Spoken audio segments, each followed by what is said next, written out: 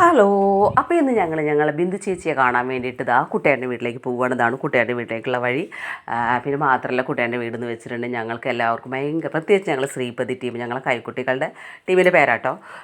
ഞങ്ങൾക്ക് ഭയങ്കരമായിട്ട് നൊസ്റ്റാൾജി തരുന്ന സ്ഥലമാണ്. ഞങ്ങളുടെ കളിയുടെ പ്രാക്ടീസൊക്കെ ഇവിടെ വെച്ചിട്ടാണ് നടക്കാറുള്ളത്. കാരണം നല്ല വിശാലമായ മുറ്റം, പഴയ തറവാടാണ്. ഒരുപാട് എന്താ പറയുക, ഒരുപാട് സ്ഥലമൊക്കെ ഇങ്ങനെ പരന്ന് കിടന്നത് മാത്രമല്ല, ഒരുപാട് ജീവിതം ഞങ്ങൾ ബിന്ദു ചേച്ചി ഇതാ വരുന്നു. ബിന്ദു ചേച്ചി റെസ്റ്റാണ്. മാത്രമല്ല കണ്ടില്ല, ഒരുപാട് കോഴികളായിട്ടും നായക്കൾ, നല്ല നായക്കളൊക്കെ ഒരുപാട് നായക്കളുണ്ട്. അവരെയൊക്കെ ആസ്ഥാന സ്ഥലം എന്ന് വെച്ചിട്ടുണ്ടെങ്കിൽ ഇതാണ്.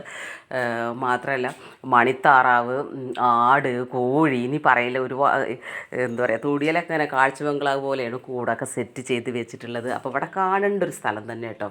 ഇവിടെ വന്നിരുന്നിട്ടുണ്ടെങ്കിൽ നല്ല കാറ്റും എന്താ പറയുക, നല്ലൊരു അന്തരീക്ഷമാണ്. അപ്പോൾ ഞങ്ങൾ ചില സമയത്തൊക്കെ ഞങ്ങൾ ഇവിടെ വന്നിരിക്കാറുണ്ട്. ഇതാണ് ഞങ്ങളെ ബിന്ദു ചേച്ചി. ബിന്ദു ചേച്ചി എന്ന് വെച്ചിട്ടുണ്ടെങ്കിൽ ബിന്ദു ചേച്ചി എന്താ പറയുക, ഞങ്ങൾക്ക് അത്ര വൈബാണ് ബിന്ദു ചേച്ചിയെടുത്ത് സംസാരിച്ചിട്ടുണ്ടെങ്കിൽ. നമുക്കൊരു എന്താ പറയുക, പോസിറ്റീവ് എനർജിയാണ് ബിന്ദു ചേച്ചിയോട് സംസാരിച്ചിട്ട്.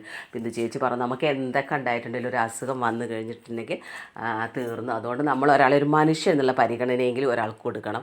അങ്ങനെ കുറേ കാര്യങ്ങൾ ഞങ്ങൾ കുറേ തമാശയും കാര്യങ്ങളും അങ്ങനെ കുറേ സംസാരിച്ചു. അങ്ങനെ അതാ ഞാൻ മാത്രമല്ല, ഞാനും പിന്നെ എൻ്റെ ഫ്രണ്ട്സൊക്കെ കൂട്ടാണ് ഞങ്ങൾ പോയിട്ടുള്ളത്.